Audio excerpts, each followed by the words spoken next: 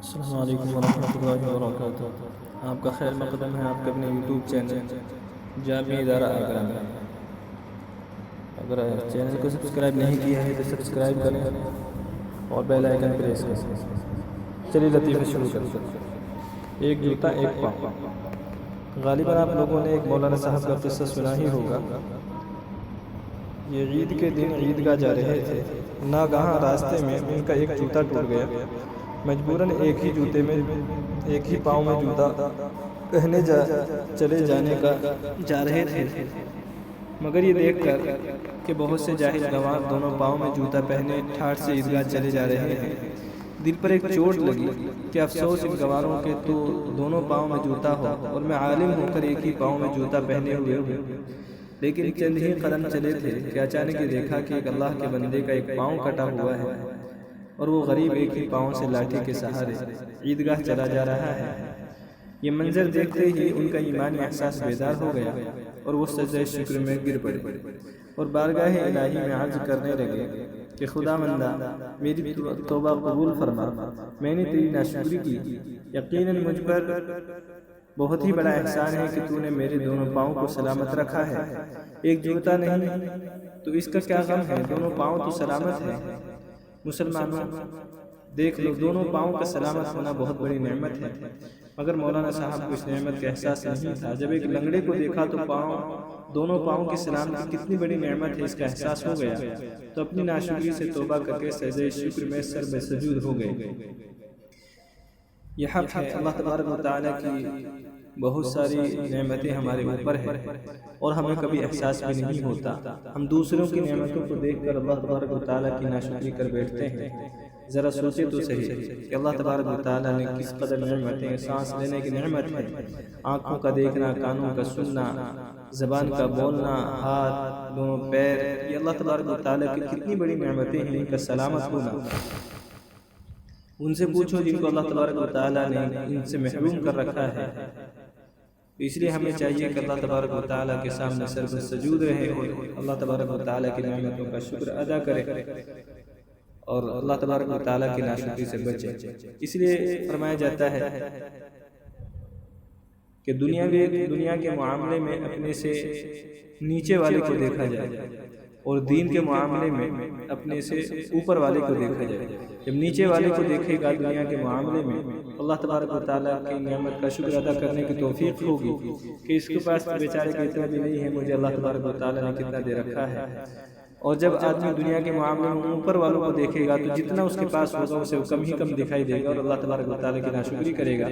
اور دین کے معاملے میں اپنے سے اوپر والوں کو دیکھنے کا مطلب یہ ہے کہ جب اوپر والوں کو دیکھے گا تو ان کی حرص لگے گی اور دین میں آگے بڑھنے کی کوشش کرے گا۔ چلیے دوسرا لطیفہ شروع کرتے ہیں۔ اس سے پہلے اللہ تبارک و تعالیٰ مجھے آپ کو اپنی نعمتوں کی قدردانی کرنے کی توفیق عطا فرمائے، آمین ثم آمین۔ دوسرا لطیفہ، بولنے کی بیماری۔ سنا ہے کہ ایک نواز صاحب کے نوکر بدھو کو بولنے کی بیماری تھی۔ چنانچہ ایک دن نواز صاحب نے فرمایا کہ بدھو مجھ کو کل سسرال جانا ہے، لیکن میرا پائجامہ بہت ہی میلا ہے، مجھے کیا کرنا چاہیے؟ بدھو بولا کہ حضور کوئی مذائقہ نہیں، میرا پائجامہ بہت ہی صاف دھلا استری کیا ہوا موجود ہے، حضور میرا پائجامہ پہن لیں اور میں حضور کا پائجامہ پہن لوں گا۔ چنانچہ نواب صاحب نے بدھو کا پائجامہ پہنا اور بدھو نواب صاحب کا سسرال پہنچ کر نواب صاحب نے بدھو سے فرمایا کہ دیکھو بھائی، سسرال کا معاملہ ہے، ہم تو منہ پر رومال رکھ کر خاموش بیٹھے رہیں گے، سب لوگوں کے سوالوں کا تم ہی جواب دیتے رہنا، اور خبردار تمہیں حضرت حق جل شانہ کی قسم دلاتا ہوں کہ ہرگز کسی پر یہ ظاہر نہ ہونے پائے کہ میں نے نوکر کا پائجامہ پہنا ہے، ورنہ میری نوابی کی ساری عزت و آبرو کا سلفہ ہو جائے گا۔ بدھو نے قسم کھا کے عہد کیا کہ ہرگز میں اس راز کو ظاہر نہیں ہونے دوں گا۔ نواب صاحب تو دلہا بھائی کی شان سے ڈیوڑی کے اندر ایک پلنگ پر وراجمان ہو گئے اور بدھو ڈیوڑی کے باہر پھاٹک پر بیٹھ گئے۔ اتنے میں چند معززین نواب صاحب کی ملاقات کے لیے آئے اور بدھو سے پوچھا کہ ارے بھائی، دلہا میاں کہاں ہے؟ تو بدھو نے جواب دیا کہ صاحب اگر آپ دلہا میاں سے ملاقات کے لیے آئے ہیں تو اندر تشریف لے جائیے، اور اگر آپ ان کے پائجامے سے ملاقات کرنے آئے ہوں تو میرے پاس بیٹھیے، ان کا پائجامہ میری ٹانگوں میں ہے۔ اور وہ میرا پائجامہ پہنے ہوئے ہیں۔ نواب صاحب اندر سے بدھو کی گفتگو سن کر دل ہی دل میں گھٹ رہے تھے۔ جب ملاقاتی چلے گئے تو نواب صاحب نے ڈانٹ کر فرمایا کہ ابے نالائق، تو نے تو میری عزت کا جنازہ ہی نکال دیا۔ بدھو ہاتھ جوڑ کر کہنے لگا کہ حضور کیا عرض کروں، بس منہ سے بات نکل گئی۔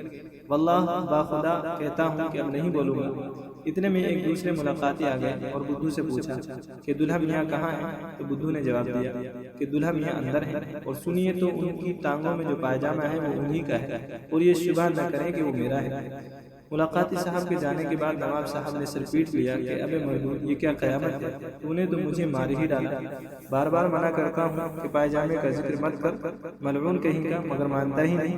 بدھو گڑ گڑا کر قدموں پر گر پڑا اور کہنے لگا کہ حضور معاف کر دے، توبہ کرتا ہوں، کان پکڑتا ہوں کہ اب نہیں بولوں گا، کیا کروں، منہ سے بات نکل گئی۔ پھر تھوڑی دیر کے بعد دوسرے چند نواب صاحبان ملاقات کے لیے تشریف لائے اور بدھو سے پوچھا کہ دلہا میاں کہاں ہے؟ تو بدھو نے کہا کہ دلہا میاں اندر ہے، اور مجھے نہایت قلق اور افسوس ہے کہ میں ان کے پائجامے کے بارے میں کچھ عرض نہیں کر سکتا، کیونکہ مجھے ان کے پائجامے کے بارے میں کچھ عرض کرنے کی اجازت ہی نہیں ہے۔ تو برادران ملت دیکھ لی آپ نے، بولنے کی بیماری ہے کوئی علاج اس کا؟ بہت سے آدمی سے بات نہیں چھپائی جا سکتی ہے، وہ بیچارہ مجبور ہوتا ہے۔